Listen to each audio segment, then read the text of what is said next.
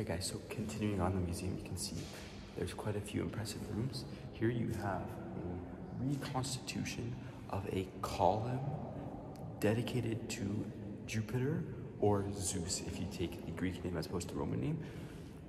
I'm not sure what's actually posed on top of the column because it's not like an actual representation of the god himself.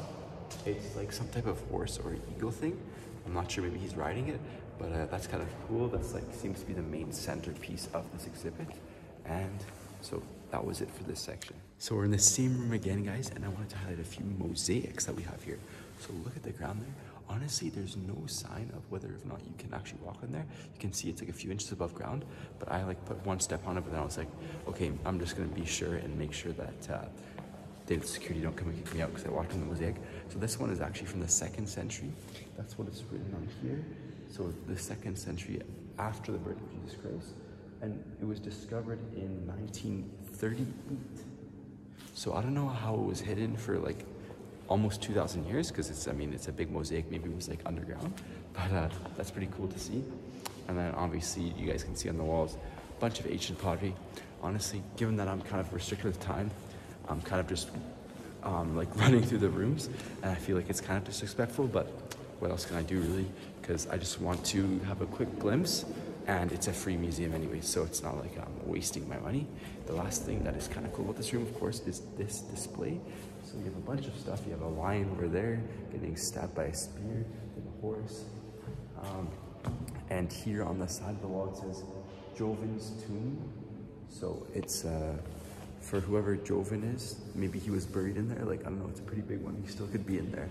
I don't know what's on top there. I'll let you guys see because I can't really.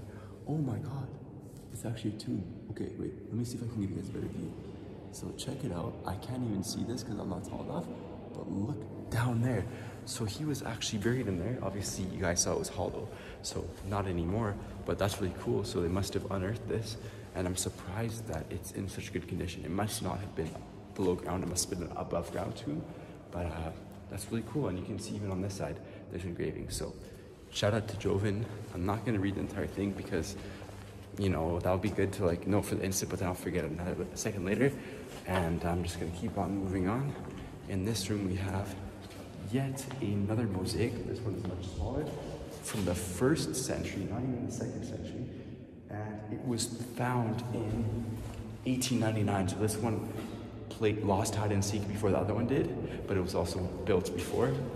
And then you have Mercury, so that's another Roman god, and that's his head. So this was a 3rd century sculpture found in 1910. So yeah, a bunch of these stuff is just built so long ago, and it's just been found recently, which is kind of cool. Recently with respect to history in general, not recently with respect to a few days ago. And yeah, so I'm pretty sure this is the last the last exhibit in the museum. So I hope you enjoyed. All right guys, so clearly you can tell from behind me that was not the end of the museum. I was mistaken, there's an entire 2nd floor, but this one is a modern one. So this room is dedicated to the Franco-Prussian War of 1870, and you can see there's a nice depiction of something that happened in the battlefield. And there, that's like what the soldiers would have worn, I suppose. So honestly, I don't know how much of this stuff will record. It's very interesting, I cannot lie. So, but I don't think you guys just want to see me record like a bunch of different things, because you really have to be here in person to appreciate it. I want to show you guys more of like the monuments that are like really cool. But I mean, as I'm just gonna briefly summarize that, I'll just walk through it for you guys to see a bit. But yeah, I'll probably, unless there's something really interesting, I'll probably just skip to the next part. So see you then. All right guys, here, just one thing I wanted to note quickly. You can see these different type of metal tools that were built, and some of them just look absolutely brutal and like vulgar. Like, I don't know what those are, but you see how like sharp the tip is? And obviously those are just straight up swords or saws, and then those are spearheads, and then you have axe heads. So you wouldn't want to be caught on the wrong end of one of those for sure. And then there's always something really eerie about human skeletons. So it's crazy to think that a human person, somebody like me, was that skull that you see right on the other side of the glass. One day, whether I like it or not, I will be like that. Will be literally a skull is the only thing that's left to me. obviously I just got kind of sentimental real quick, but it's really surreal. It's like there's so many humans that have lived and died. Only this really small percentage of all the humans that have ever lived are currently alive. Most of them are dead, obviously, because human history is very long. And there you go, you had some human skulls. So those were real people who are no longer here, or whose only remnant of themselves are through their skulls. So up to now, I've only been seeing like physical artifacts like spearheads and vases and pots. But then when you see human skull, you're like, damn, that's real. Alright guys, so one thing that I talked to you guys in prior vlogs is the fact that all French cities, not all of them, but most of them back in the day, were fortified by walls. So behind me, you have a depiction of the city of Reims during the Middle Ages by a sculptor, and you can see it's all surrounded by walls, and you can see the main river right there, which I'm actually going to walk past really soon. And so yeah, I just saw reading something else, because I think here, besides we have a depiction of the death of Jesus, you can see it's definitely him, because on the hand there you have the hole. But yeah, so it's really cool how all the cities were like that back in the day. And actually there's one door, it's called the Door of Mars. So Mars is one of also the other Roman gods, and that was like maybe one of the main entrances to the city. And as opposed to all the other walls, which are of course now destroyed, that one is still there. So I'm gonna show you guys that at the end. And of course, another human skull. So look at that. I do not like that whatsoever. Oh my God, you just have bones everywhere here. So if you guys don't like bones, do not look, but even more. And that looks like spine and vertebrae and a bunch of stuff. But yeah, so I finally finished the museum. As far as I know, I think I've looked at the entire second floor. And now I'll be able to go along that river that I was just mentioning to you guys. Another cool thing to look at, guys, is the flag behind me. So it's kind of like an English flag, but it's the cross is gold and the other parts are green. And basically, if it's not known, if you guys don't know this, Reims is a very popular region for champagne, and I think wine in general. And that was the flag of the Champagne Regiment, which is what they were called. And that was a military regiment. Actually, there's a city in France called Champagne. So I wonder if it's close to here or not, because I know here they are very well known for their wines and their alcohol. Alright guys, so we're at the river now, and you can kind of tell by the fact that the wind is in full swing. Basically, an ambulance just passing by. But yeah, you can see those are actually boats on the river.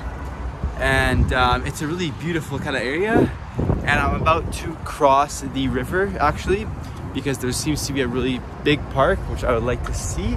So follow me along. Alright guys, so I'm at a really special place right now. First of all, I already spoiled it for you guys. I wanted to show you guys the parking lot first, but I had to turn from the other way to do that. You can see obviously you have a massive parking lot, because behind me you have the stadium of FC Reims.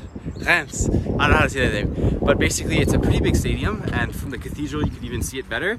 But I am imagining that for the 2024 Summer Olympics, they're definitely going to have many events there, because it's the biggest stadium in one of, not the biggest cities, but it's a middle-sized city.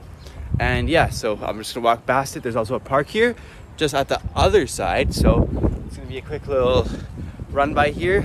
I can't spend too much time here because I'm on a tight time restraint, but I wanted to see it from close up.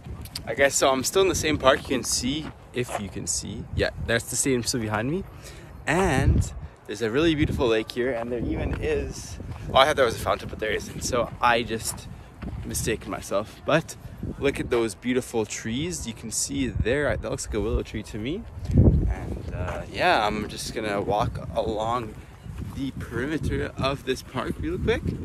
And yeah, you can actually even see that they have one of those like those fitness gyms where people can do their own exercise outside. And if you look behind me, you can see the gentleman doing the hand motion. So shout out to him for actually using it, because a lot of people don't use those equipment, but he's making good use of it. Alright guys, from last week's vlog, you would have kind of realized I called it the city of churches and rivers, Strasbourg, and I'm gonna call Reims the city of parks. So you can see there's so many beautiful parks around here, and even if you look behind me there, you can see there's kind of those statues of the Inuktitut. So I know in Canada we have those, it's like a person in a T's position, and it's built with pebbles. But yeah, like literally we're in the intersection between two different highways. I'll show you guys in a sec how many cars are just flying by in the background. Just give it a second, you'll see all the cars. You can see them there. And like, listen to the sound of birds. So like, obviously we can't prevent all these freaking highways that are being built everywhere. But what we can do is build parks as well to balance it out so people can find a moment of peace. Even though the sound of the highway is really loud here, it's still a really beautiful park. And I just really appreciate that. So it's really amazing. And luckily I'm on the wrong, like you guys saw, actually you guys didn't see that, but I had to cross that river to get here. So I'm on the wrong side of the river with respect to the train station. But luckily there is a tramway, the same tramway I showed you guys at the beginning in the earlier parts, which crosses the river. So I'll be able to hopefully take that tramway in order to minimize the time crossing that bridge. And then I'll be able to see a bunch of other stuff in the city.